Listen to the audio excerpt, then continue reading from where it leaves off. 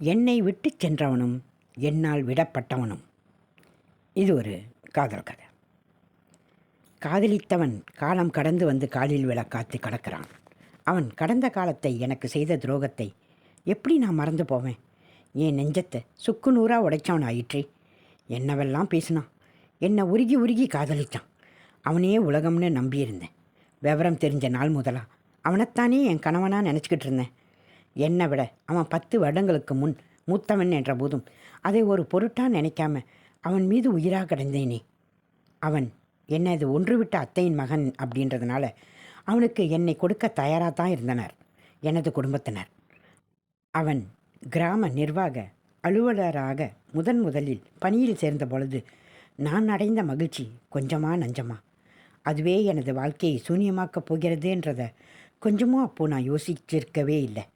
காதல் நிலைத்து கனவினிலும் திளைத்திருந்த அந்த காலத்தை எண்ணி பார்க்குறேன். எத்தனை ஆசைகள், எத்தனை கற்பனைகள். இமைப்பொழுதும் தெரியாத காதல் போதையில் அல்லவா மூழ்கி கிடந்தேன். நான் அவனது அம்மா எனது அப்பாவை விட மூத்தவர். ஒரு நாள் வீட்டிற்கு வந்த அவர், தம்பி முத்து, ஒரு விஷயம் பேசணும்ப்பா அப்படின்னு சொன்னாங்க. சொல்லுங்கக்கா என்றவரை பார்த்து, காலம் கடந்து போகிறதுக்குள்ளே முன்னால் கல்யாணத்தை முடிச்சிடணும்ப்பா என்றார் அத்தை. இப்போ என்னக்கா அவசரம்? இன்னும் கொஞ்சம் நாள் ஆகட்டும், நானும் கொஞ்சம் காசு கண்ணியை சேர்க்கணுமில்ல என்றார் அப்பா. நிறைய பேர் பொண்ணு கொடுக்குறேன்னு வராங்கப்பா. நீ என்ன சொல்கிறன்னு தெரிஞ்சுக்கிட்டுல முடிவை சொல்லணும். நீ பொண்ணுக்கு என்ன செய்வ ஏது செய்வேன்னு தெரிஞ்சுக்கிட்டா முடிவெடுக்க வசதியாக இருக்கும் என்றார் அத்தை. அப்பா சற்று யோசிக்க ஆரம்பித்து விட்டார். எனது அம்மா இடையில் புகுந்து படபடவென்று பேச ஆரம்பித்தார். என்ன மதினி, எதுவும் தெரியாத மாதிரி கேட்குறீங்க? எங்களுக்கு 3 பொம்பளை பிள்ளைங்க இருக்குது. இவ கடைசி பிள்ளை. மூத்தவர் 2 பேருக்கும் 40 பவுன் நகை போட்டோம். நாட்டு வழக்கப்படி செய்ய வேண்டிய சீரெல்லாம் செஞ்சோம். இவளுக்கும் அதே மாதிரி தான் செய்யணும். இதை கேட்ட அத்தை, கத்தாதம்மா, நான் சொல்கிறேன்னு கோவிச்சுக்கிறாத. என் மகன் அரசாங்க உத்தியோகம் பார்க்குறான். 100 பவுன் போடுறேன், 150 பவுன் போடுறேன்னு பல பேர் சொல்லிக்கிட்டு வராங்க. சொந்தம் விட்டு போகக்கூடாதுன்னு தான் நானே இங்கே வந்து நிற்கிறேன். நீங்கள் ஒரு 80 பவுன் போட்டுருங்க, கல்யாணத்தை முடிச்சு விடுவோம். என்ன சொல்கிறீங்க? அடுப்பங்கரையில் இருந்து இவற்றையெல்லாம் கேட்டுக்கொண்டிருந்த எனக்கு தலை சுற்றிற்று. அப்பா என்ன சொல்ல போகிறாரோ என்று கூர்ந்து கவனித்தேன். அவர் சொன்னார், அக்கா, நீங்கள் வெளிப்படையாக கேட்டுட்டீங்க, ரொம்ப நன்றி. ஒரு பிள்ளைக்கு ஒரு நியாயம், இன்னொரு பிள்ளைக்கு இன்னொரு நியாயம்னு நாங்கள் செய்ய முடியாது இல்லையா? நாங்கள் பெற்றவங்க இல்லையா? அப்படி செய்யறதுக்கு எங்களுக்கும் சத்து இல்லைக்கா. ஒரு காலத்தில் எங்கள் வீட்டில் பொண்ணு எடுத்தால் போதும்னு இருந்தீங்க. இப்போ மகனுக்கு கவர்மெண்ட் வேலை கிடச்சதும் பேச்சை மாற்றி பேசுகிறீங்க. எங்களால் 40 பவுன் தான் போட முடியும். அதுக்கு சம்மதம்னா வாங்க, சம்மதம் பேசுவோம். மேற்கொண்டு வேணும்னா உங்களுக்கு தோதான இடத்த பார்த்துக்குங்க. அதற்கு அத்தை என்ன சொன்னார் என்றோ அவர் எப்பொழுது சென்றார் என்றோ எனக்கு தெரியாது. அப்பா பேச்சை முடிப்பதற்கு முன்பே என் சித்தம் கலங்கிவிட்டது. பித்து பிடித்தவள் போல் தரையில் உட்கார்ந்திருந்த என்னை அம்மா தொட்டு எழுப்பினாள். நினைவு தெளிந்தவுடன் அழுகை முட்டி கொண்டு வந்தது. அம்மாவை கட்டி கொண்டு அழுதேன். நீ அழுவுறது அப்பாவுக்கு தெரிஞ்சால் ரொம்ப வருத்தமும் கோபமும் படுவார் மைதிலி. கண்ணீரை தொடச்சிக்க என சொல்லி கண்ணீரை துடைத்து விட்டாள் அம்மா.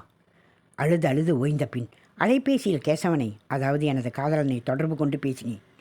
ஆரம்பத்தில் அக்கறையோடு தான் பேசினான். போக போக அவனது பேச்சு மாறத் தொடங்கியது. இறுதியாகவும் உறுதியாகவும் அவன் சொன்னது, மைதிலி, நான் சொல்கிறத பொறுமையாக நிதானமாக கேளு. செல்லமட்டியில் இருந்து ஒரு அலையன்ஸ் வந்திருக்கு. பொண்ணு டீச்சர் வேலை பார்க்குது. 100 பவுன் நகை போட்டு ஒரு பைக்கும் வாங்கி தரதா சொல்கிறாங்க. உங்கள் அப்பா என்னடானா 40 பவுன் நகை தரமாட்டேங்கிறாரு. எங்கள் அம்மா செல்லப்பட்டி பண்ண தான் கட்டணும்னு ஒத்த காலில் நிற்கிறாங்க. என்னால் அம்மா பேச்சை மீற முடியாது. உனக்கு நல்ல இடமா அமையணும்னு ஆண்டவனை வேண்டிக்கிறேன். இனிமே என்னைய ஃபோனில் கூப்பிடாத. I am sorry.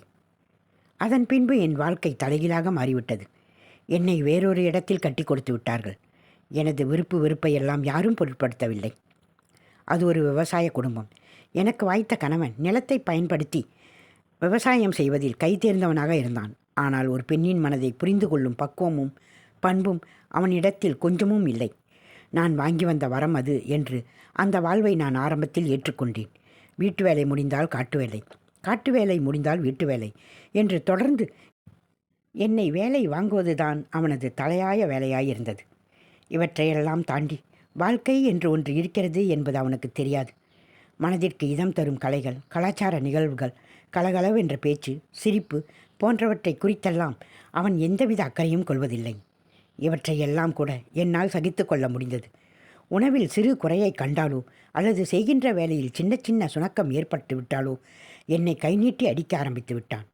அந்த காட்டுமிராண்டித்தனத்தை என்னால் சகித்து கொள்ள முடியவில்லை. அதைவிடவும் ஏற்றுக்கொள்ளவே முடியாத ஒன்றும் நான் கேள்விப்பட்டேன். அவன் எனக்கு உண்மையாக நடந்து கொள்ளவில்லை என்பதுதான் அது. இதற்கிடையில் எங்களுக்கு ஒரு பெண் குழந்தையும் ஒன்று பிறந்துவிட்டது. 2-3 முறை கோபித்துக் கொண்டு குழந்தையுடன் அப்பா வீட்டிற்கு வந்துவிட்டேன். அங்கு பேருக்கு என்னை ஆதரித்தார்களே ஒழிய நான் கோபித்து கொண்டு வந்தது அவர்களுக்கு கொஞ்சமும் பிடிக்கவில்லை. ஒரு முறை அப்பா சொன்னார், இங்கே பாரு மைதிலி, கல்யாணத்துக்கு அப்புறம் புருஷன்தான் உனக்கு எல்லாமே. அடித்தாலும் மிதித்தாலும் அவன் கூட தான் நீ வாழ்ந்தாகணும். அவன் உன்னை அடிக்கிறான்னா நீ அவனுக்கு கோபம் வர்ற மாதிரி ஏதாவது செஞ்சுருப்ப. ஆம்பளை சும்மா அடிக்க மாட்டான். இன்றைக்கி நாங்கள் இருக்கோம், அதனால் நீ வர. நாளைக்கே நாங்கள் இல்லாமல் போயிட்டா நீ என்ன செய்வ? பேசாமல் கிளம்பி போம்மா, போய் சமத்தா பொழைச்சிக்க. எனக்கு இருந்த கடைசி புகலிடம் தகர்ந்து போனது. உலகமே இருண்டது விட்டது போல் இருந்தது. எனது கணவன் படுத்தும் கொடுமை தரும் வலியை விடவும் அதிகமான வலியை அப்பாவின் பேச்சு எனக்கு கொடுத்தது. அப்பாவின் வீட்டில் இருக்கும்போது அரளி விதையை அரைத்து குடித்து விட்டேன். சாவு கூட என்னை ஏமாற்றி விட்டது. ஆம், மருத்துவமனைக்கு தூக்கிச் சென்று என்னை காப்பாற்றி விட்டார்கள். அதன் பின்பு பிடிவாதமாக அப்பா வீட்டிலேயே இருந்து விட்டேன். எல்லோரையும் போல நானும் சத்துணவு அமைப்பாளர் பணியிடத்திற்கு விண்ணப்பம் செய்தேன். தெய்வாதீனமாக எனக்கு வேலை கிடைத்து விட்டது. உள்ளூரிலேயே வேலை. என் வாழ்விலும் ஒரு நல்ல காரியம் நடந்துவிட்டது. ஆச்சரியமான செயல்தான்.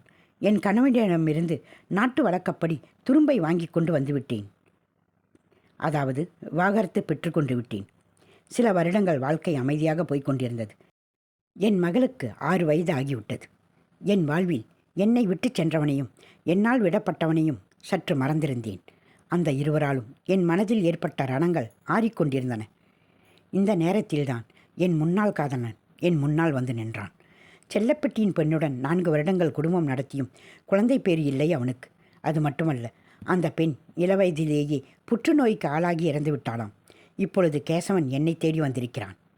உனக்கு ஒரு வாழ்க்கை வேணுமில்ல மைதிலி? ஏதோ பணத்தாசையில் அப்போ வேணாம்னு போயிட்டேன். இப்போது அடிபட்டு திரும்பி வந்திருக்கேன். உன் பிள்ளையும் நானே வளர்க்குறேன்னு சொல்கிறான்.